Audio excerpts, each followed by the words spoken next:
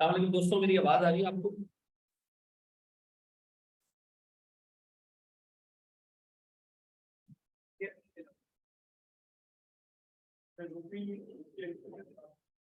चलो जी मेरे बच्चों, बिल्कुल खामोश और बिल्कुल तमीज और तरीके से आज का लेक्चर लेना। थोड़ी सी चीजें जो है वो शुरू में ट्रिकी होंगी, लेकिन जैसे जो वक्त गुजरता जाएगा चीजें आसान होती जाएंगी। ठीक है जी। सर, हमने लास्ट क्लास में एक बड़ी बेसिक बात की थी कि एक इन्वेस्टर कुछ सोच के कंपनी को पैसे देता है और वो एक्सपेक्ट करता है कि कंपनी उसको उसका रिक्वायर्ड रिटर्न कमा के देगी। इसका मतलब है इन्वेस्टर क्या चाहता है? एक रिक्वायर्ड रिटर्न। भाई मुझे मिसाल के तौर पे इस कंपनी से, कंपनी ए से 18% का रिटर्न चाहिए, ये इन्वेस्टर सोच के आता है। अच्छा, कंपनी जब ये पैसा लेती है तो टेक्निकली एग्री कर रही होती है कि वो इन्वेस्टर को उसका रिक्वायर्ड रिटर्न देगी। फिर कंपनी क्या करती है? आगे डिफरेंट प्रोजेक्ट्स में पैसे इन्वेस्ट कर देती है और इस एम से पैसे इन्वेस्ट करती है कि इस प्रोजेक्ट के अंदर जो पैसा कंपनी इन्वेस्ट करेगी कम से कम हम 18% कमाएंगे, कम से कम। अगर किसी प्रोजेक्ट में 18% से कम का रिटर्न होगा हम उसमें पैसा इन्वेस्ट नहीं करेंगे, ऐसा। चलिए एक सब हम आगे बढ़ते हैं दोस्त। ये हमने बड़ी बेसिक सी बात लास्ट क्लास में देख ली थी। अब गौर से देखिएगा मेरे बच्चों। सर ये कंपनी है, जो चीजें मैं लिखवाऊंगा करवा रहा हूँ आप लिखेंगे नहीं, पहले पहले उसको समझेंगे, मैं आपको लिखने का टाइम दूंगा। ठीक है, पहले पूरा कॉन्सेप्ट होगा। ठीक है जी। ये वैक के अंदर कोई टोटल 27-28 छोटे छोटे छोटे कॉन्सेप्ट है। ठीक है जी। एक एक कॉन्सेप्ट में पढ़ाता जाऊंगा, उसके बाद आप नोट करेंगे। ठीक है जी, ताकि हमारा बिल्कुल जो है वो ऑर्गेनाइज्ड स्टेट में चीजें चले। स्क्रीन शेयर नहीं हुई है, स्क्रीन बिल्कुल शेयर हो चुकी है यार। स्क्रीन शेयर हो गई है, मेरी आवाज आ रही है सबको? हो रही, क्लियर है। चलो जी। अच्छा जी सर, एक बंदा ऐसे मिस्टर ए, गौर से सुनना मेरे बच्चों, मिस्टर ए कंपनी को 100 रुपए दे रहे हैं और कंपनी से ये कह रहे हैं कि मुझे इस 100 रुपए पे 16% कमा के दो। कंपनी मिस्टर ए को कह रही है तुमने जो 100 रुपए दिए ना ये तुम्हें कभी भी वापस नहीं दूंगा मैं। कंपनी ने मिस्टर ए से क्या कहा? ये 100 रुपए जो तुम्हारे आए हैं ये कभी भी वापस नहीं मिलेंगे। मिस्टर ए ने कहा ठीक है, कोई मसला नहीं है, बस मुझे आप कंसिस्टेंटली रिटर्न देते रहिएगा। इस पे कितने का? 16% का। कंपनी ने कहा रुको, अगर मैं कमा पाया तो 16% दूंगा, नहीं कमा पाया तो नहीं दूंगा। ठीक है जी, याद रखना, नहीं कमा पाया, मैं किसी प्रोजेक्ट में पैसे लगाई ये सोच के कि वाकई इससे 18-19% मिलेगा और नहीं मिला तो इसका मतलब है जब प्रॉफिट होगा तो तुम्हें डिविडेंड दूंगा, जब प्रॉफिट नहीं होगा तो डिविडेंड नहीं दूंगा। तो मैं तुम्हारे पैसे भी वापस नहीं करूंगा, अगर प्रॉफिट होगा तो डिविडेंड दूंगा, अदरवाइज डिविडेंड भी नहीं दूंगा। अच्छा, एक और बंदा है सर, ये मिस्टर बी है, इसने कंपनी को 50 रुपए दिए। इस बंदे ने कहा ये 50 रुपए जो मैं दे रहा हूं मैं थोड़े टाइम बाद वापस मांगूंगा आपसे। ठीक है जी, 5 साल बाद 6 साल बाद मुझे वापस चाहिए। ठीक है जी, और मुझे इस पे 10% का गारंटीड रिटर्न चाहिए, यानी चाहे प्रॉफिट हो या ना हो, कंपनी तुमने मुझे 10% का रिटर्न देना है। तो मुझे एक बात बताएं, ऊपर वाला 16 मांग रहा है, नीचे वाले 10 क्यों मांग रहा है? हाँ जी सर, नीचे वाला बंदा रिस्क नहीं ले रहा। नीचे वाला बंदा ना अपने प्रिंसिपल पे रिस्क ले रहा है। नीचे वाला बंदा कह रहा है जी मुझे मेरा प्रिंसिपल आपने वापस करना है 50 रुपए का और मुझे गारंटीड रिटर्न देना है। ऊपर वाला बंदा अपने पैसे जिंदगी भर के लिए फंसा रहा है और उस पर जो रिटर्न मांग रहा है 16%, मे बी कंपनी 16% कमा के दे, मे बी ना दे, रिस्क ले रहा है वो। तो इसी वजह से सर वो रिस्क का क्या चार्ज कर रहा है? प्रीमियम चार्ज कर रहा है। क्या चार्ज कर रहा है? तो अगर मैं तुमसे बड़ा बेसिक से एक सवाल पूछूं कि मिस्टर ए कितना प्रीमियम चार्ज कर रहा है? 6% का प्रीमियम चार्ज कर रहा है, ऐसा। अब बताओ कंपनी के पास टोटल कितने पैसे जमा हो चुके हैं? 150 रुपए जमा हो चुके हैं। 100 रुपए पे क्या कमा के देना है कंपनी ने? 16%। 50 रुपए पे क्या कमा के देना है? 10%। सर टोटल कंपनी ने कितने पैसे कमाने हैं? 21। कितने रुपयों पे? तो बताओ कंपनी हर एक रुपया इन्वेस्ट करे तो कितना रिटर्न कमाने की कोशिश करे? कितना? 14% एग्जैक्ट। अब बताओ कंपनी इस 150 रुपए को कैसे इन्वेस्ट करेगी? ये सोच के इन्वेस्ट करेगी कि मुझे कम से कम कितना रिटर्न कमाना है? मुझे कम से कम 14% का रिटर्न कमाना है, ऐसा है। ये बात समझ आती है? अब गौर से सुनना मेरे बच्चों, इस पर्टिकुलर एग्जाम्पल में दो एस्पेक्ट्स हैं। एक है जनाब कंपनी का फाइनेंसिंग डिसीजन,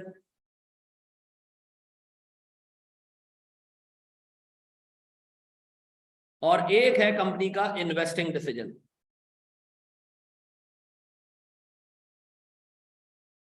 एक बात बताओ, मिस्टर ए ने कंपनी से 16% क्यों मांगे, 14 क्यों नहीं मांगा? सर ए को लगा भाई ये कंपनी मिसाल के तौर पे ऑयल एंड गैस सेक्टर की है, ये ज्यादा रिस्की है, ठीक है जी, सीमेंट सेक्टर के मुकाबले में, फार्मा के मुकाबले में, ऑटोमोबाइल्स के मुकाबले में ज्यादा रिस्की है, ठीक है जी, तो हमें 16% मांगना चाहिए, ऐसे ही। व्हाट इफ के ये रिस्क कम होता तो ये शायद थोड़ा सा रिटर्न कम मांगता। अच्छा, इसने 10% क्यों मांगे, इसने 9% पे क्यों नहीं दिया पैसा? आप आज बैंक जाए, मिसाल के तौर पर मैं और आज ताजदार, हम दोनों जाते हैं बैंक, मैं बैंक से कहता हूं जी मुझे सूद पे पैसा चाहिए 100 रुपए, ताजदार साहब भी कहते हैं मुझे 100 रुपए चाहिए सूद पे।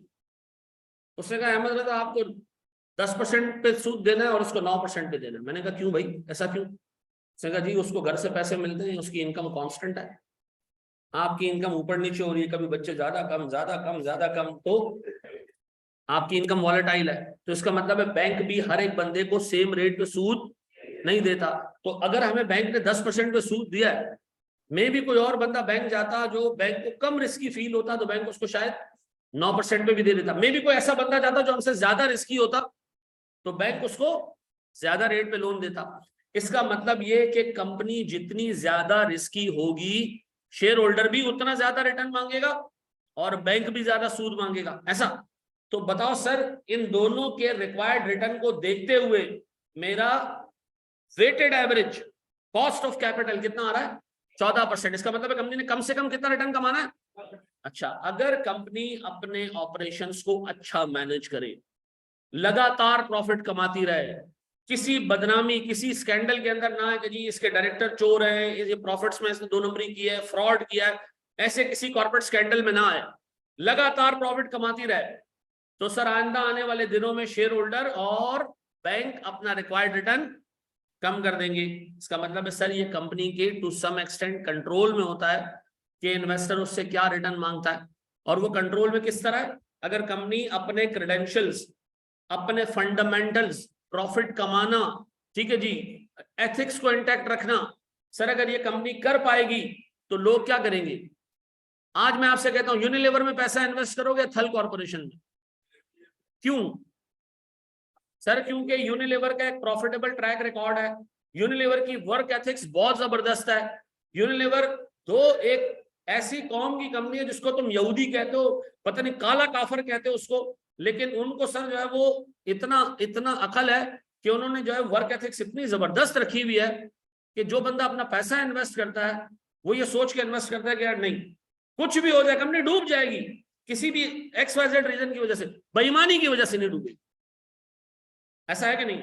अब मुझे एक बात बताएं सर, मैं कह रहा हूं जनाब आइंदा आने वाले सालों में कंपनी ने अपने प्रॉफिटेबल ट्रैक रिकॉर्ड को, वर्क एथिक्स को, सारी चीजों को अगर अच्छा रखेगी, ये weighted average cost of capital कम हो सकता है, ये सर हो सकता है, ऐसा। ये कहलाते हैं कंपनी के फाइनेंसिंग डिसीजंस। कंपनी को चाहिए कि ऐसे बैंक ढूंढे, ऐसे इन्वेस्टर ढूंढे जो उससे क्या करें, कम रिटर्न डिमांड करें, ऐसा। फिर मुझे एक बात बताओ, जब ये पता चल गया कि कंपनी को 14% कमाना है, तो फिर कंपनी को कोशिश ये करनी है कि ये पैसा ऐसी जगहों पे इन्वेस्ट हो जहां 14% से ज्यादा रिटर्न मिले। तो इसका मतलब है कंपनी ने 2 चीजें ढूंढनी है, ऐसे लोग जो कम रिटर्न मांगे और ऐसे प्रोजेक्ट जो ज्यादा रिटर्न दें। ऐसे लोग जो कम रिटर्न मांगे, शेयर होल्डर, डेट होल्डर ऐसे ढूंढने जो कम रिटर्न मांगे। दूसरा स्टेप, ऐसे प्रोजेक्ट ढूंढे जो हमें ज्यादा रिटर्न दें, ऐसा। अब ये चीज याद रखना, ये 2 चीजों में जितना बड़ा गैप होगा, रिक्वायर्ड रिटर्न 14% और कंपनी अगर अवेल करना शुरू कर दे 26%, 27%, तो कंपनी का क्या होगा? नाम हो जाएगा, वाह भाई इस कंपनी से मांगो 14-15%, ये कंपनी माशाल्लाह भी 25% भी दे देती है, ऐसा है। अब बताओ, कंपनी के जिम्मे 2 ऑब्जेक्टिव्स, क्या? रिड्यूस कॉस्ट ऑफ कैपिटल, पहला objective reduce cost of capital. कैसे रिड्यूस होगा? अच्छा प्रॉफिटेबल ट्रैक रिकॉर्ड रख के, वर्क एथिक्स अच्छी करके, लोगों के साथ जो है वो अच्छे मामलात करके, ओवर द टाइम हम इस काबिल हो जाएंगे कि लोग हम पे ट्रस्ट प्लेस करेंगे, ठीक है जी, क्या होगा ये वैग क्या हो जाएगा, weighted average cost of capital कम हो जाएगा। और फिर अगर हम मार्केट पे अच्छी नजर रखें, अच्छे प्रोजेक्ट्स निकालें, सर कोशिश करें कि पैसा ऐसी जगह इन्वेस्ट करें जहां ज्यादा से ज्यादा रिटर्न मिले। ये क्या है हमारा इन्वेस्टिंग डिसीजन। अब बताओ अगर मैं समरी आपसे पूछूं कि कंपनी के दो ऑब्जेक्टिव्स क्या है, रिड्यूस कॉस्ट ऑफ कैपिटल और इंक्रीज इन्वेस्टमेंट रिटर्न्स। क्या चीज, reduce cost of capital and increase investment return. जैसे जो इन्वेस्टमेंट हम कर रहे हैं उस पर रिटर्न मैक्सिमाइज हो और जो हमने लोगों को सूद और डिविडेंड देना है वो मिनिमाइज हो, ऐसा है। ये बात समझ आती है? आपके कोर्स में दोनों डिसीजन है। ठीक है जी, अभी हम वैग को रिड्यूस करना भी सीखेंगे और रिटर्न्स को इंक्रीज करना भी सीखेंगे। ठीक है जी, इसको कॉपी कर लो सर, शाबाश। ये हाँ बढ़ भी जाए, आप चोरियां करो, स्कैंडल करो, कंपनी के अंदर जो है वो कोई पॉलिटिशियन बिठा दो डायरेक्टर के तौर पे, तो लोग कहेंगे यार टोटल चोर हैं, बोलते कुछ हैं करते कुछ हैं। साल के शुरू में कहते हैं 20% का रिटर्न देंगे, साल के एंड में 2% का रिटर्न देते हैं। ठीक है जी, जितने प्रोजेक्ट है उसमें डायरेक्टर्स की कट है। ठीक है जी, सारी 2 नंबरियां चल रही हैं, इनको तो पैसे ही नहीं दो, ये वैग आपका 24% हो जाएगा। फिर जो बंदा पैसे देगा वो क्या करेगा, वो कहेगा भाई मुझे ज्यादा रिटर्न चाहिए, अदरवाइज पैसे ही नहीं दे रहा। और कंपनी भी उनको ज्यादा रिटर्न देने के लिए एग्री कर देंगे, तो बस तू पैसे दे दे जी मेरा बच्चा।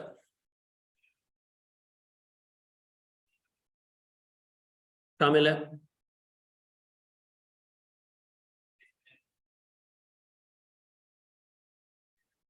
नहीं नहीं नहीं, देखो हम इस तरह नहीं सोचते। देखो ये एक अकाउंटेंट की सोच है। ठीक है जी, ये एक अकाउंटेंट की सोच है। अकाउंटेंट कहता है पहले बाहर वालों को दे दो, बाकी जो बचाओ तो मालिक का ही है। ठीक है जी, फाइनेंशियल मैनेजमेंट ये कहती है कि जी मैनेजमेंट अलग है, इन्वेस्टर अलग है। मैनेजमेंट ने सारे इन्वेस्टर्स का ख्याल रखना है, चाहे वो इक्विटी होल्डर हो चाहे वो डेट होल्डर। ठीक है जी, हमारे लिए दोनों बराबर है। Sir first point reduce cost of capital and second point increase returns. ठीक है जी, इन्वेस्टमेंट रिटर्न्स। एक कंपनी के शेयर क्या सोच के खरीदे जाने चाहिए, मैं आपको इतना बता दूं कि 10 क्लासेस बाद आप इस लायक हो जाएंगे कि आपको एक कंपनी में पैसा इन्वेस्ट करने के पीछे जो लॉजिक है ना वो समझ आ जाएगी। आहिस्ता आहिस्ता लेके चल रहे हैं, ठीक है बड़े माँ के दोस्त। अच्छा एक बात बताओ, उसको weighted average cost of capital क्यों बोलते हैं? इन दोनों का एवरेज है ये? नहीं सर, इन दोनों का एवरेज तो कोई 13% होता। वेटेड एवरेज है। 16% का वेट 100 रुपए और 10% का वेट 50 रुपए। तो ये इसलिए जो weighted average cost of capital निकला 16 के ज्यादा करीब है, 10 के करीब इतना नहीं है। तो ये वेटेड एवरेज है, एवरेज नहीं है।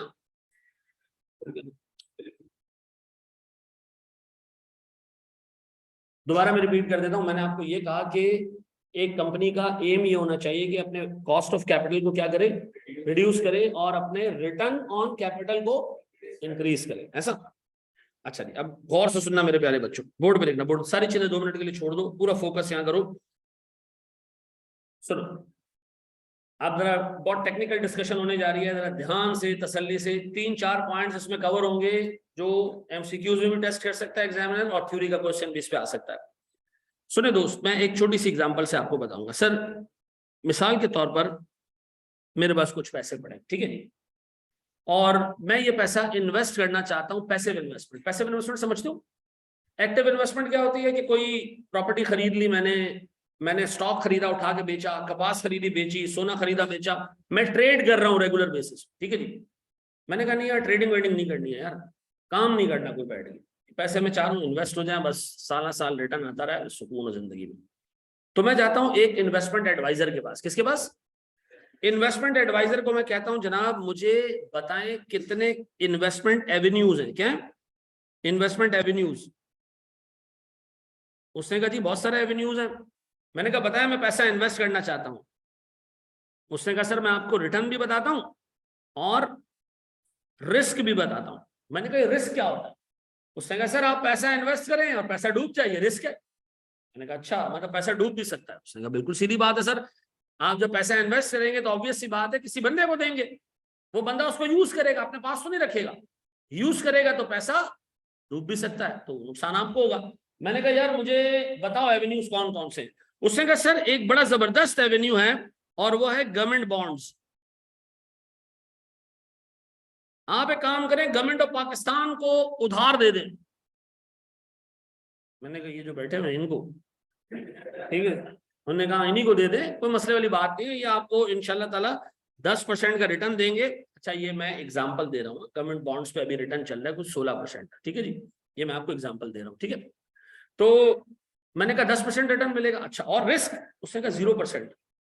मैंने कहा तुम ये कह रहे हो मेरा पैसा नहीं डूबेगा? उसने कहा सर बिल्कुल नहीं डूबेगा आपका पैसा। मैंने यार इन मतलब ये शरीफों के पास पैसा नहीं डूबेगा? उसने कहा सर शरीफों के जरदारियों पैसा नहीं डूबेगा आपका। मैंने कहा वो क्यों? उसने कहा सर इनके पास नोट छापने की मशीन है। हाँ, हम अपने पाकिस्तान की गवर्नमेंट को जब पैसे देते हैं, this is called a sovereign investment. कौन सी इन्वेस्टमेंट? सॉवरन इन्वेस्टमेंट, यानी इसमें 0% रिस्क है कि आपका पैसा डूबेगा।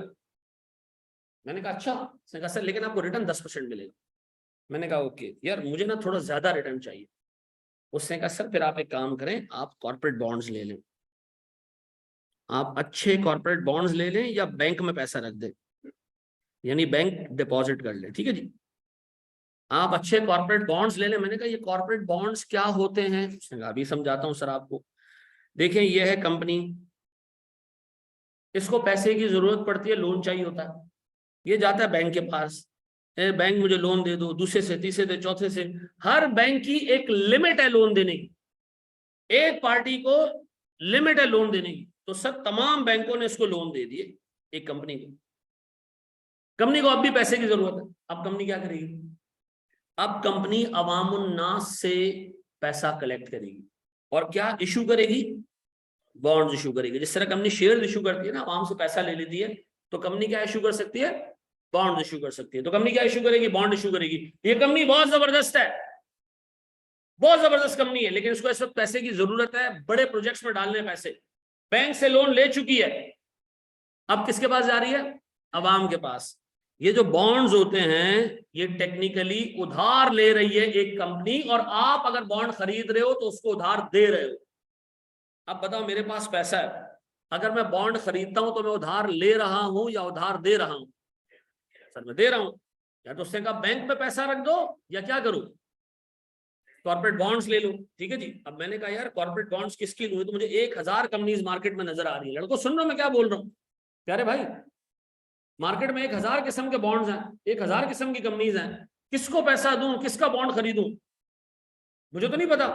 उसने कहा सर देखें आप ना क्रेडिट रेटिंग देख लें। मेरे भाई मैं फिर बता दूं, ये सारी चीज अगले ही सवाल में इस्तेमाल हो रही होगी, ठीक है जी। मैंने कहा जी मैं किस तरह कंपनी को जांचूं कि मैं किसको पैसे दूं किसको नहीं दूं? तो क्या कहा इन्वेस्टर ने, अब क्या देख लो? क्रेडिट रेटिंग देख लो। मैंने कहा क्रेडिट रेटिंग देख लो, क्रेडिट रेटिंग क्या चीज है? उसने कहा जी जब भी कंपनी लोन लेने के लिए अवाम के पास जाती है, जब भी कंपनी लोन लेने के लिए अवाम के पास जाती है, अवाम के पास जाने से पहले उसको एक क्रेडिट रेटिंग एजेंसी के पास जाना पड़ता है। एक क्रेडिट रेटिंग एजेंसी के पास जाना पड़ता है, किसको? जिस कंपनी को लोन चाहिए, इसको कहां जाना पड़ेगा? क्रेडिट रेटिंग एजेंसी के पास। किस लिए? अपनी क्रेडिट रेटिंग करवाने के लिए, अपने ऊपर ठप्पा लगवाने के लिए कि मैं एक ईमानदार company. Credit rating companies Pakistan में है, एजेंसीज हैं, यस सर है, 2 पाकिस्तान में क्रेडिट रेटिंग एजेंसीज काम करती है। एक का नाम है JCR-VIS और एक का नाम है पैकरा। ये पकड़ा नहीं है, ठीक है जी। ये क्या है जनाब? पैकरा और JCR-VIS, ये 2 कंपनीज हैं, 2 एजेंसीज हैं सर जो पाकिस्तान में क्रेडिट रेटिंग करती हैं, पूरे पाकिस्तान की कंपनीज की, हजारों क्लाइंट्स हैं इनके। ये क्या करेंगी? आपको एक क्रेडिट रेटिंग देंगी। सर क्या लिखेंगे हमारे ऊपर? कोई अंग्रेजी में खान नहीं। अगर ये आपको कह दें कि आप एक AAA रेटेड कंपनी हो, क्या मतलब?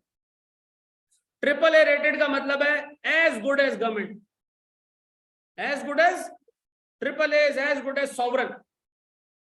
अगर आप AAA हो, सर व्हाट इफ के हम AAA नहीं है बल्कि AA+ है, इसका क्या मतलब?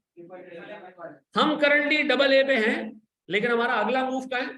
AAA की तरफ। तो अगर किसी कंपनी का आप क्रेडिट रेटिंग देखो वो AAA, तो पहली चीज मेरे जहन में क्या आनी चाहिए? इस कंपनी का बॉन्ड ले लो, इसमें डूबने का खतरा नहीं है। AA+ कंपनी बहुत अच्छी है और अप्रोच कर रही है किसकी तरफ? AAA की तरफ। AAA बनने वाली है। AA न्यूट्रल,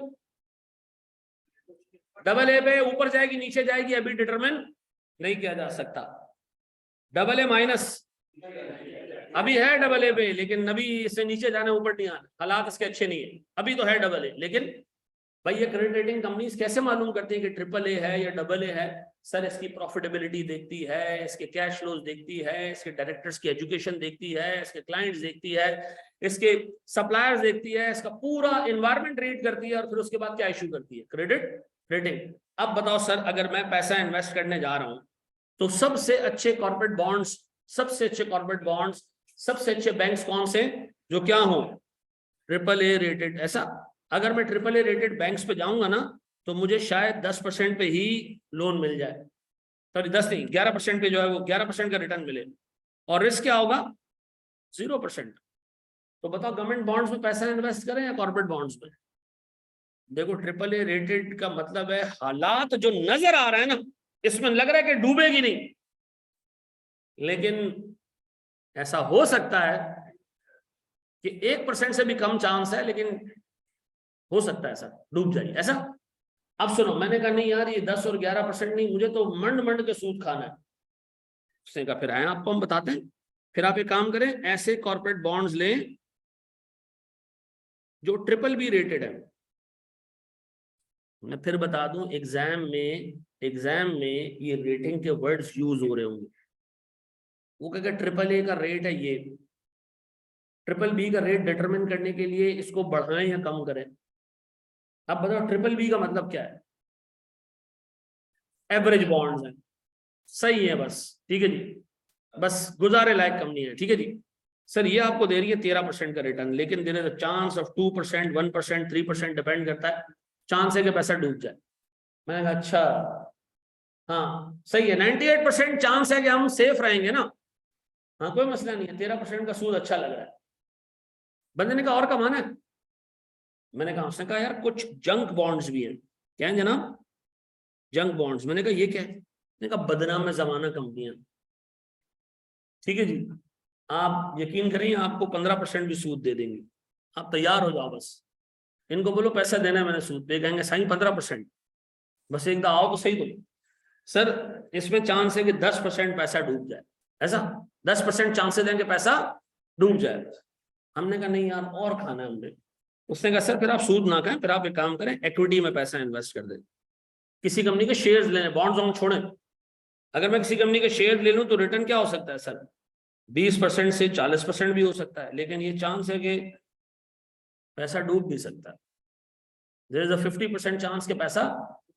इस एनालिसिस को रीड करके मेरे जहन में एक पॉइंट जरूर आना चाहिए, higher the risk higher the return, lower the risk lower the return. ऐसा है, ऐसा है। अब बताओ सर, अगर मेरी कंपनी ट्रिपल बी है, मैं आवाम से पैसे मांगने जा रहा हूं, तो आवाम मुझे छोटे रेट पे पैसा देगी या बड़े रेट पे पैसा देगी? बड़े रेट पे पैसा देगी। होगा कि अपनी शक्ल देखो पहले तुम। सर अगर मैं डबल ए हूँ, डबल ए प्लस हूँ, डबल ए माइनस हूँ, तो मुझे ट्रिपल बी से कम सूद पे पैसा मिल जाएगा, ऐसा। और अगर मैं ट्रिपल ए रेटेड हूं तो फिर तो सर गेम अपने हाथ में, ऐसा है। तो बताओ कंपनी अपने कॉस्ट ऑफ इंटरेस्ट को, यानी कॉस्ट ऑफ डेट को कम कर सकती है, कैसे? अच्छी क्रेडिट रेटिंग हासिल करके, ऐसा। ये बात समझ आती है? अब मुझे एक बात बताएं सर, अगर मैं इन्वेस्टर के तौर पे देखूं, गवर्नमेंट बॉन्ड्स में कितना पैसा मिल रहा है, इक्विटी में कितना मिल रहा है? 20%, 20 से 40%। तो इक्विटी में ज्यादा क्यों है? प्रीमियम क्यों है? सर प्रीमियम हमेशा रिस्क के लिए मिलता है, प्रीमियम हमेशा रिस्क के लिए मिलता है। बहुत जबरदस्त सवाल इस बच्चे ने पूछा है, चैप्टर कौन सा है? वैट, ठीक है जी, ये weighted average cost of capital. ऐसा मैंने अभी तक आपको सिर्फ दो बातें बताई हैं, अभी तक मैंने जितना लेक्चर आपको पढ़ा है, दो बातें बताई हैं। एक कंपनी को चाहिए कि अपने कॉस्ट ऑफ कैपिटल को कम करे, और एक कंपनी को चाहिए कि अपने रिटर्न ऑन इन्वेस्टमेंट को बढ़ाए। फिर मैंने आपको बताया कि जी गवर्नमेंट बॉन्ड में पैसा इन्वेस्ट करने में कोई रिस्क नहीं है, लेकिन सर जैसे जैसे आप कॉर्पोरेट बॉन्ड्स खरीदते हो, अच्छी कंपनीज के, फिर उससे कम अच्छी कंपनीज के, फिर बकवास कंपनीज के, तो इन्वेस्टर के लिए रेट ऑफ रिटर्न तो बढ़ रहा होता है, लेकिन सर रिस्क भी क्या हो रहा होता है? इंक्रीज हो रहा होता है। सबसे ज्यादा रिस्क किस चीज में? इक्विटी के अंदर है, लेकिन सबसे ज्यादा रिटर्न भी इक्विटी के अंदर है। सबसे कम रिस्क किसके अंदर है?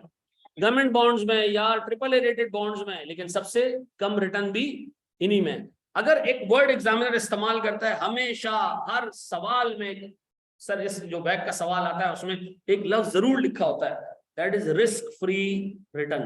कौन सा? Risk free return. Risk free return का क्या मतलब होता है सर? इसका मतलब है रिस्क की नाउ ऐसा रिटर्न कितना है जी? वो 10%। कितना परसेंट? 10% रिटर्न है ऐसे सिनेरियो में जहां कोई भी रिस्क नहीं है। अब अगर ज्यादा रिटर्न चाहिए रिस्क लेना शुरू करो, ऐसा है। ये बात समझ आती है? इस पूरी डिस्कशन का ऑब्जेक्टिव क्या था? आपको ये पता होना चाहिए कि जब कंपनी ज्यादा रिस्की होती है इन्वेस्टर ज्यादा रिटर्न मांगता है, जब कंपनी कम रिस्की होती है इन्वेस्टर कम रिटर्न मांगता है। कंपनी को जब लोन मिलता है तो उसका रिटर्न कम होता है, कंपनी के जो इन्वेस्टर इक्विटी में पैसा इन्वेस्ट करते हैं वो ज्यादा रिटर्न डिमांड करते हैं, ऐसा। और कंपनी अगर किसी ऐसी जगह, कोई भी बंदा किसी ऐसी जगह पैसा इन्वेस्ट करना या रिस्क ही ना हो, तो वो अपेरेंटली एक ही एवेन्यू है, वो क्या है?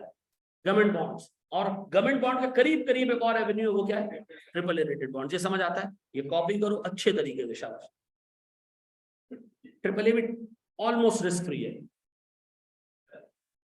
हम इस टॉपिक में खुद को इन्वेस्टर भी अज्यूम कर रहे हैं, खुद को जो है वो कंपनी भी अज्यूम कर रहे हैं, डिफरेंट केस। लेकिन इस केस में, इस एग्जांपल में मैंने खुद को इन्वेस्टर अज्यूम किया जी। Risk free return state bank का डिस्काउंट रेट कह लो, उससे थोड़ा सा 1-8% ऊपर का टी बिल्स का रेट होता है, ठीक है जी, जो गवर्नमेंट के टी बिल्स है ना। अच्छा एक बात बताओ, गवर्नमेंट पैसा छाप सकती है तो आवाम से उधार क्यों लेती है?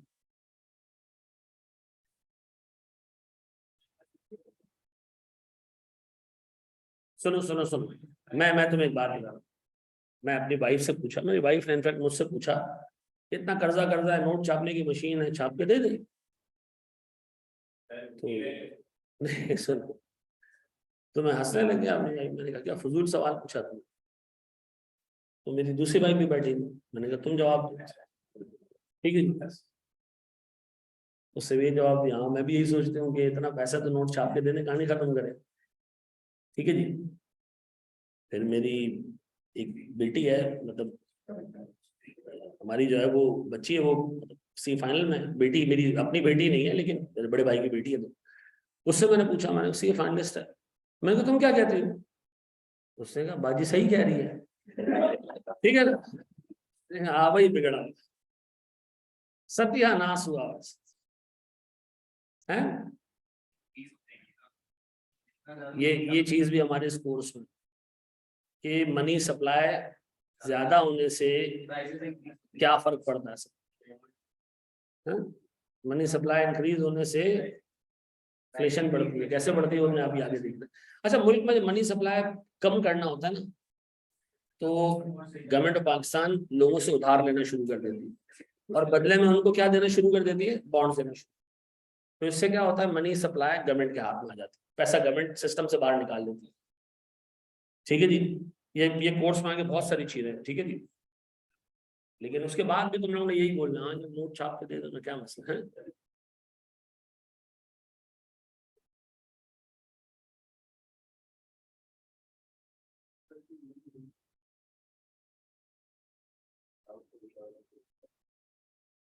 अब मैं आपको एक और बात बता दूं, पाकिस्तान बहसियत कौम, हमारी घुट्टी में ना में हराम खिलाया जाता है।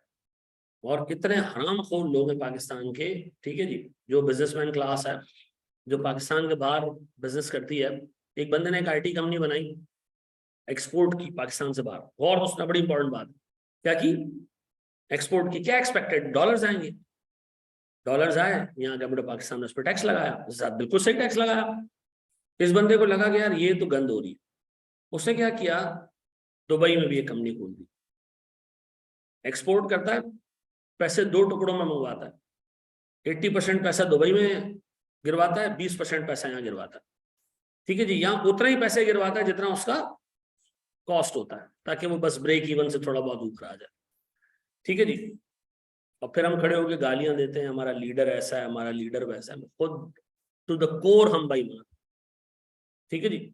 लेकिन बातें हमने बहुत सारी करनी है, बड़े हमारे दोस्त बिल्कुल कर सकते। अच्छा मुझे एक बात बताओ सर, गौर सुनना, ये कंपनी के व्यू पॉइंट से कैसे होगा वो देखो।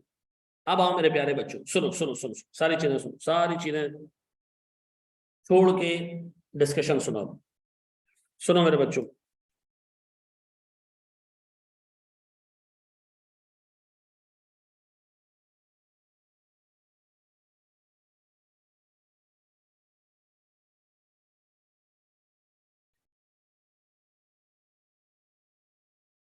सर मुझे एक बात बताएं, ये एक बड़ा बेसिक सा वैक का क्वेश्चन है, जरा मुझे वैक निकाल के दो इसमें से। Multiply by 16% plus 15,000 multiply by 10%, कितना कमा के देना है हमने? 8,700 डिवाइडेड बाय, सर मेरे पास 45 प्लस 15 कितने, कितना आ रहा है सर ये?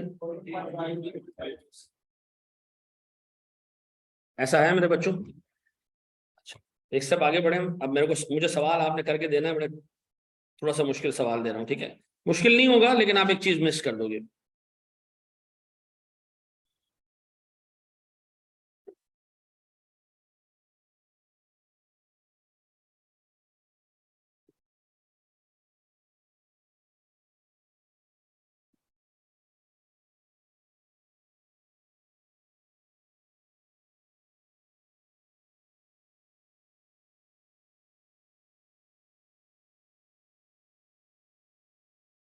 अच्छा जी, मेरे प्यारे बच्चों बोर्ड पे देखना दोस्त, सुनो गौर से सुनना मेरे बच्चों। एक कंपनी की बैलेंस शीट आपके सामने रख रहा हूं, और फिर इस पे सवाल देता हूं आपको, ठीक है जी?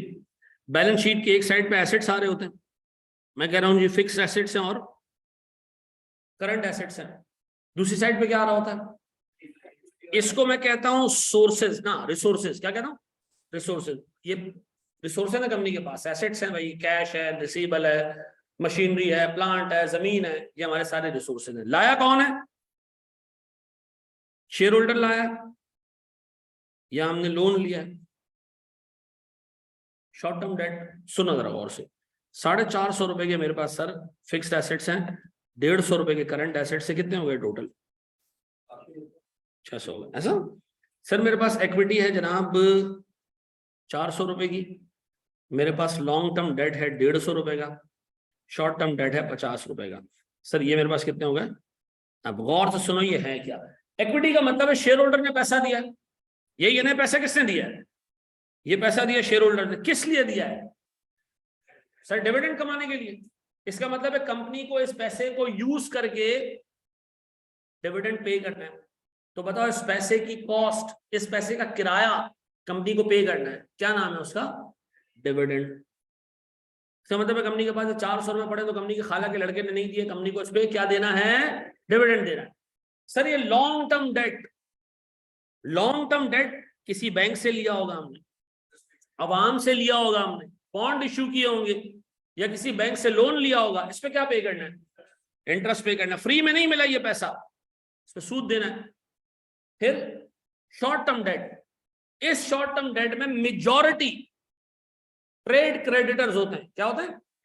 ट्रेड क्रेडिटर्स का मतलब, मैं एक चीज खरीदने का मार्केट में, उसको मैंने कहा पैसे 6 दिन बाद दूंगा, 8 दिन बाद दूंगा, 10 दिन बाद दूंगा, महीने बाद दूंगा, 2 महीने बाद दूंगा, इस पे आमतौर पे कोई सूद नहीं होता। अच्छा, शॉर्ट टर्म डेट में बाज औकात ऐसे डेट होते हैं जिसपे सूद होता है, जैसे बैंक ओडी है।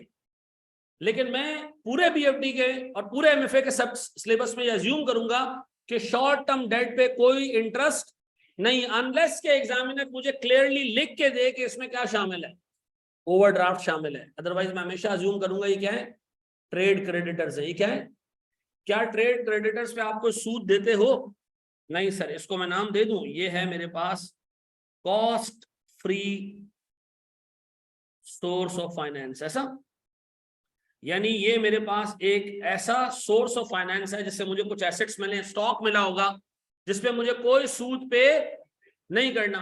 इन लोगों ने मुझे एसेट्स दिए हैं, स्टॉक दिया है, कुछ और चीज दी होगी, लेकिन कोई सूद मुझसे चार्ज नहीं करेंगे। ऊपर वाले दो मुस्टंडे जो बैठे हैं, इन्होंने जो मुझे एसेट्स दिए हैं उस पर क्या चार्ज कर रहे हैं? या तो डिविडेंड के नाम पे पैसा चार्ज कर रहे हैं, या अच्छा, अब मुझे एक बात बताओ, ऐसा सोर्स ऑफ फाइनेंस जिसपे हमने कोई ना कोई डिविडेंड या इंटरेस्ट देना हो, ये कहलाता है कैपिटल एम्प्लॉयड। ये क्या कहलाता है?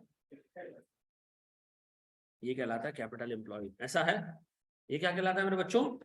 बताओ कैपिटल एम्प्लॉयड में आम तौर पे दो ही चीजें होती हैं, कौन कौन सी सर? लॉन्ग टर्म डेट और इक्विटी। और आपको पता है यही दो चीजें तो हम वैक निकालने के लिए यूज करते हैं, यही दो चीजें तो हम वैक निकालने के लिए यूज करते हैं। ऊपर जो इक्विटी हमने ली थी वो इक्विटी थी, जो डेट था वो क्या था?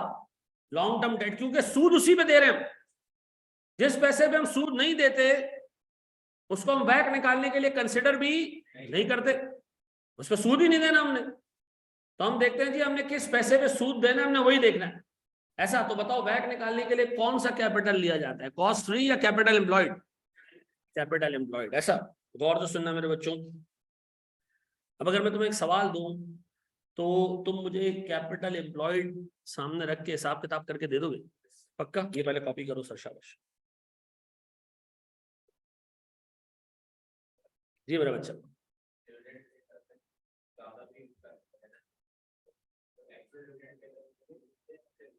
नहीं देखो, अभी तो हम सिर्फ ये देख रहे हैं कि एक्सपेक्टेड क्या है, उसके हिसाब से हम चल रहे हैं कि एक शेयर होल्डर हमसे मांग क्या रहा है।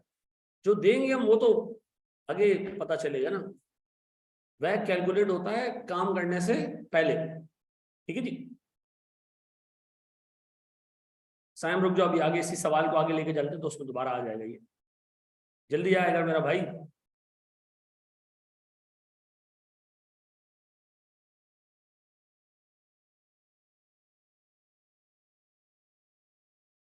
भाई आज की क्लास में हम इतना कवर कर लेंगे कि हम अपना पहला क्विज अटेम्प्ट कर सकेंगे, ठीक है। एसडी को दोबारा एक्सप्लेन करने। Short term date, short term date का मतलब होता है ट्रेड क्रेडिटर्स, यानी आपने किसी से उधार पे कोई सामान लिया, उस पर तो सूद नहीं दोगे ना। ऐसा तो नहीं कि आप गली मोहल्ले से सर कोने से प्याज की दुकान से प्याज खरीद के ले आए घर पे 100 रुपए के, अगले दिन आप गए तो आपको कह रहे हैं जी 102 रुपए दे दो, नहीं ना, आप तो 100 ही दोगे ना उसको।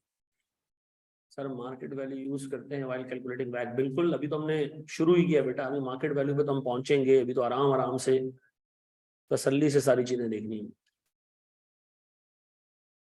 क्लास का कोई टाइम फिक्स है? क्लास का टाइम पहले रोजे से रमजान के लिए फिक्स हो जाएगा, ठीक है जी। फिर रमजान के बाद और रमजान से पहले, रमजान और रमजान के बाद की क्लास की सीक्वेंस सेम होगी, टाइम थोड़ा सा चेंज हो जाएगा, ठीक है जी। वो पोर्टल के ऊपर ही हुआ है उसका जी।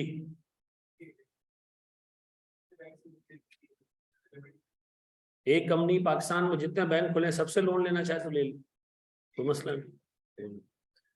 भाई लोन देने वाला कह रहा है मैं लोन दे रहा हूँ, लेने वाला कह रहा है मैं ले रहा हूँ, तो लॉ मना थोड़ी करेगा, ठीक है जी। जी बिल्कुल, रिजर्व्स इंक्लूड करेंगे हम इक्विटी के अंदर, ठीक है जी मेरे बच्चों। रमजान में रोजे से पहले क्लास होगी। कहाँ से आते हैं यार ये लोग? थैंक यू वेरी मच जी। जी देखो मैं एक बात बता दूं, एमएफए की टाइमिंग दोपहर दोपहर की होगी, ठीक है जी। दोपहर के आसपास की टाइमिंग होगी। एमएफए की क्लास हुआ करेगी 1.5 घंटे की, ठीक है जी। बाकी सारी क्लासेस 1.25 घंटे 1 घंटा 20 मिनट की, इससे ज्यादा शुरू के रोजों में तो एटलीस्ट। बिल्कुल बिल्कुल राव बाजी इज अल्लाह के वास्ते, अल्लाह के वास्ते बातें खत्म नहीं होती हैं,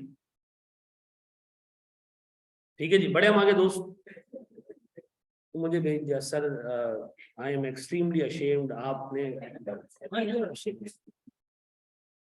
मेरी मर्जी भाई, मैं तुम्हें इस्लामियात पढ़ाता हूँ यहाँ पे, नहीं पढ़ाता ना। मैंने किसी पॉइंट पे आपसे कहा कि आप मुझसे एथिक्स सीखे हैं, मैंने किसी पॉइंट पे आपसे कहा आप जो है ना वो मुझसे कम्युनिकेशन सीखे, नहीं भाई आप मुझसे ये पढ़े खाली बस, ठीक है जी। नहीं आपको ऐसे होना चाहिए वैसे होना चाहिए, खैर सर। अच्छा मुझे एक चीज ये बताओ, और सुनना, एक छोटी सी चीज और सर सुनो।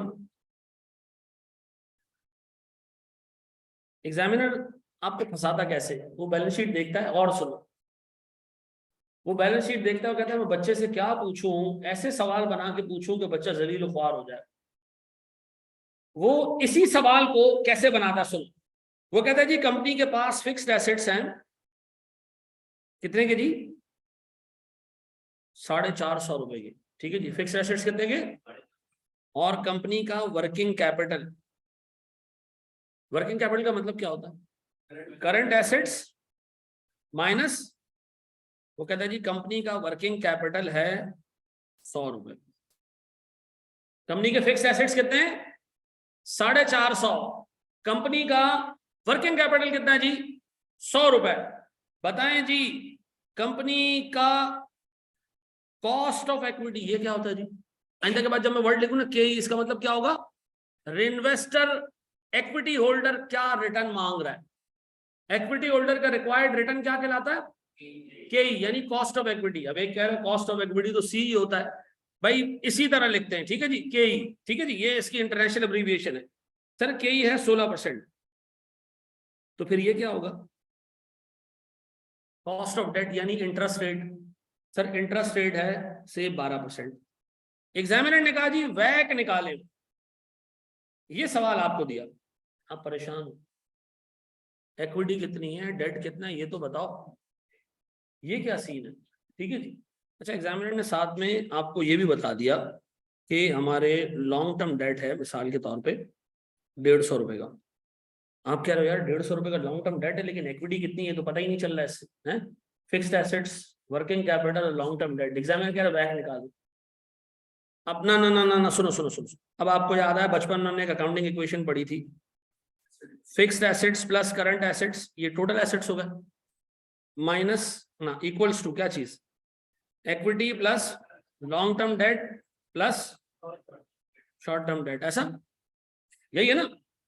बैलेंस शीट की दोनों साइड्स, एक साइड पे एसेट्स दूसरे साइड पे इक्विटी और लायबिलिटी। अब आपने चीजों को रीअरेंज किया, आपने कहा जी fixed asset plus current assets minus short term debt, इसको आप यहां ले आए, दूसरी तरफ क्या बच गया इक्विटी और लॉन्ग टर्म डेट, इसको क्या कहते हैं वर्किंग कैपिटल। तो इसका मतलब है अगर मुझे एग्जामिनर फिक्स्ड एसेट दे और वर्किंग कैपिटल दे तो ये बराबर होगा किसके, इक्विटी और लॉन्ग टर्म डेट के, ऐसा है, ये बात समझ आती है। अब मुझे एक बात बताएं सर, ऊपर वाले सवाल में फिक्स्ड एसेट्स दिए हुए कितने 450, वर्किंग कैपिटल दिया हुआ कितना जी 100 रुपए, ये दोनों बराबर हैं किसके इक्विटी और long term debt, long term debt की भी फिगर दी हुई, हाँ सर कितनी 150, मुझे बताओ इस पूरी इक्वेशन में इक्विटी की फिगर निकाल के दे दोगे कितनी दी। अब आपको इक्विटी भी मिल गया लॉन्ग टर्म डेट भी मिल गया, अब मैंने कहा जी मेरी इक्विटी है कितने की 400 और शेयर होल्डर कितना रिटर्न मांग रहा है 16%, ये ले लिया मैंने। मेरा डेट कितना है, डेट कितना है बाबू 150, और इन्वेस्टर रिटर्न कितना मांग रहा है 12%, तो 150 पे 12% कितना कमा के देना है मुझे जी, कितना 82, कितनी टोटल कैपिटल एम्प्लॉयड है सर 400 प्लस कितना कितना 20, 14.9 लगभग 15%, ऐसा। अब बताओ आइंदा के बाद अगर तुमसे मैं पूछूं व्हाट इज कैपिटल एम्प्लॉयड, तो आप कहो जी कैपिटल एम्प्लॉयड वो पैसा है कंपनी के पास जिसपे कंपनी को या तो डिविडेंड देना है या तो सूद देना है, और सर इसी कैपिटल एम्प्लॉयड से आपने वैक भी निकालना है। एग्जामिनर इस कैपिटल एम्प्लॉयड को बाज़ औक़ात सीधा सीधा नहीं देता, बल्कि आपको फिक्स्ड एसेट्स का बैलेंस दे देता है, वर्किंग कैपिटल का बैलेंस दे देता है, और साथ में क्या दे देता है लॉन्ग टर्म डेट दे देता है, या साथ में इक्विटी दे देगा, कोई ऐसी चीज दे देगा। आपको इस इक्वेशन को बना के इक्विटी और लॉन्ग टर्म डेट की क्या निकालनी पड़ेगी, फिगर्स निकालनी पड़ेंगी। जब आप इक्विटी और लॉन्ग टर्म डेट की फिगर इस इक्वेशन से निकाल लोगे तो फिर आप आराम से वैक कैलकुलेट कर सकते हो, ऐसा। अब मुझे एक बात बताएं, आपको पूरा वैक का चैप्टर पढ़ा दिया, ये चीज भी बता दी आपको, और आप ये देख के नहीं गए एंड में,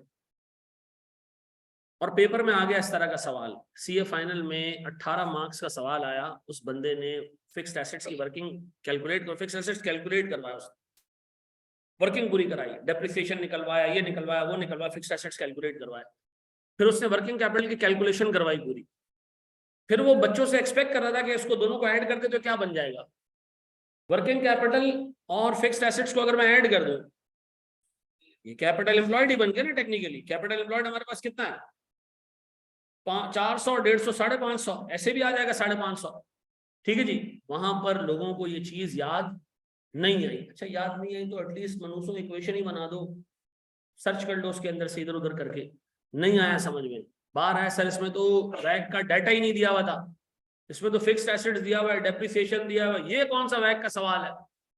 फिर जब सोल्यूशन आया तो उनको याद आ गया, हाँ ये वैक का सवाल है। ठीक है जी, तो ये याद रखना, एग्जामिनर घुमाता है इसके अंदर। अब बताएं जी, व्हाट इज वर्किंग कैपिटल? वो सोर्स ऑफ फाइनेंस जिसकी कोई ना कोई कॉस्ट हो।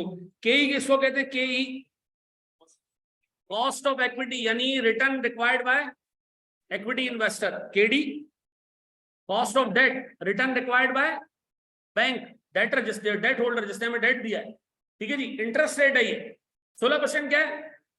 एक्सपेक्टेड डिविडेंड का रेट जो शेयर होल्डर एक्सपेक्ट कर रहा है, और 10% क्या है? 12% क्या है? इंटरेस्ट रेट है। अब बताएं सर, ये इस तरह हिसाब किताब कर लोगे? इसको कॉपी करो तो मैं आपको एक सवाल दूं सर।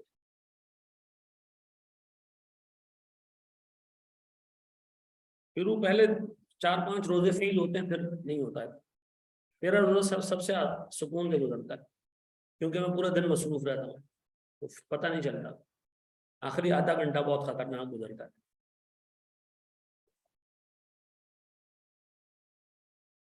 14% मेरे हिसाब से सही है। अच्छा चलो, अच्छा देखो, इसको इस तरह आप ग्राउंड कर सकते थे कि आपको दिया हुआ टोटल एसेट्स, टोटल एसेट्स है आपके पास 1996,000। अच्छा, ये एसेट्स 3 लोग लेके आए, equity holder, long term debt holder और शॉर्ट टर्म डेट होल्डर। तो जो शॉर्ट टर्म डेट होल्डर्स हैं उनको निकाल दो उसमें से। कितने जी? बाकी आपके पास क्या बच जाएगा? 17। ये आपके पास है सर कैपिटल एम्प्लॉयड।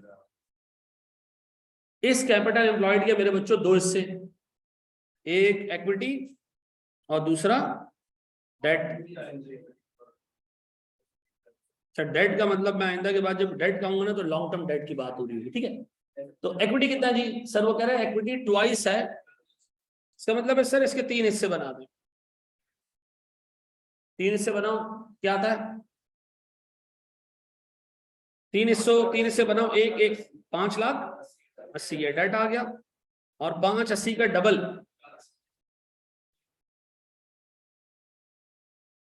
पक्का? ये कितना कैलकुलेट कर लिया, पक्का ना?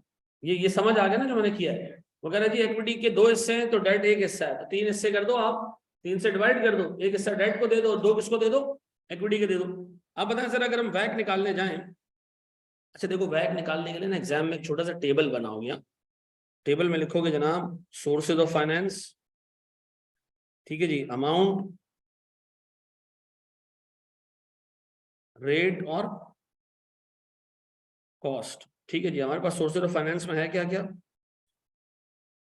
इक्विटी है, लॉन्ग टर्म डेट है, अमाउंट कितना कितना जी? 1160, 580 रेट, 10% क्या आ रही है? टोटल लिख दिया, टोटल ही बता दे भाई। 208800, और ये मिला जुला के कितने हो गए?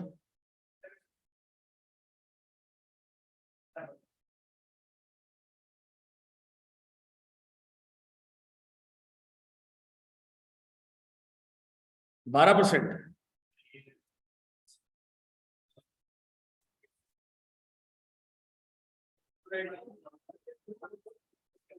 अलग अलग बताओ, अलग अलग बताओ मनुष्यों, अलग अलग बताओ। ये 88। हिरोइनची, 2 तुम लोगों से नंबर टोटल नहीं हो रहे।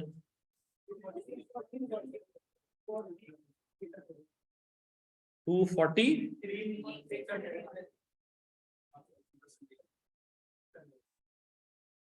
कितना जी? जी मेरा बच्चा, क्या चीज? नहीं नहीं नहीं नहीं नहीं, कोई जरूरी नहीं, ठीक है जी। ये मैं थोड़ा सा प्रेजेंटेबल फॉर्म में लेकर आ रहा हूँ, अदरवाइज आप एक वो ठेले पे डाल के उसको फारिग कर सकते हैं, ऐसे भी कर सकते हैं। 1160 000 मल्टीप्लाई बाय, फिर नीचे भी यही लिख दो, प्लस नीचे भी ये लिख दो, और फिर कोई रिवेंची आए और इसको ऐसे काट दे,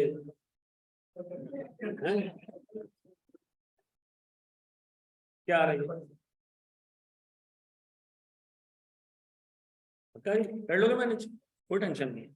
ये तो हमने बस थोड़ा फरंगी तरीके से कर दिया, अदरवाइज आप देसी तरीके से भी हैं। कैसे 16 into 2 सर्विकस रेशियो सिंपल्स बिल्कुल। फिर वो एग्जामिनर घर पे बुलाता है कि यार मुझे समझा दो सही आया कैसे ही है।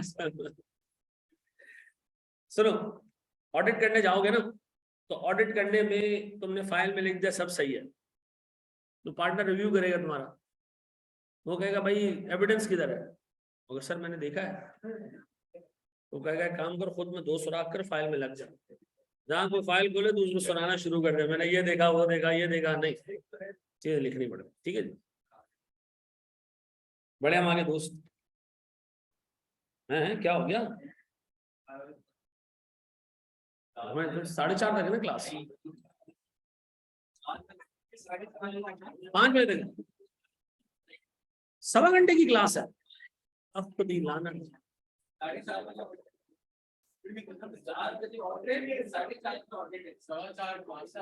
चलो 4:15 क्लास है, 4:15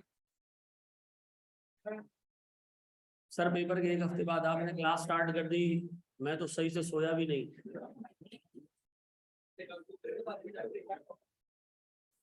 अच्छा चलो, ना ना कोई जरूरत नहीं बेटा,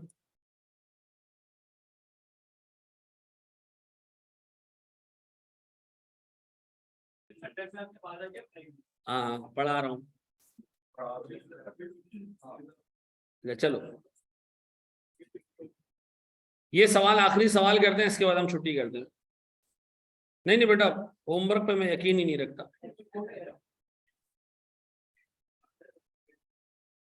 चलो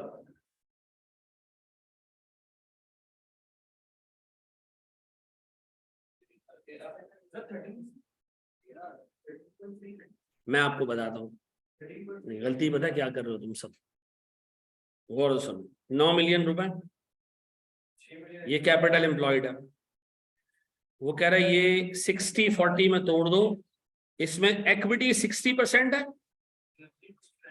और डेट क्या है 40%। कितना होता है देखो,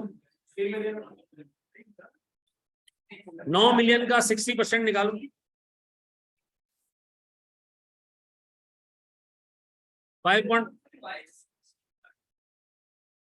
और यार बिल्कुल खामोश तुम लोग यार। अच्छा आप एक बात बताएं सर, मेरे पास 5.4 मिलियन की कॉस्ट है 15%, क्योंकि वो कह रहा है इक्विटी वाला प्रीमियम मांग रहा है, तो प्रीमियम का मतलब है ओवर एंड अबव 10%। कितना जी 15% और 3.6 मिलियन मल्टीप्लाई बाय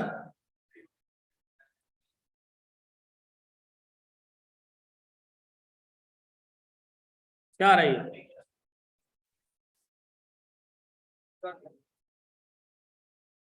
ऐसा है जी मेरा बच्चा।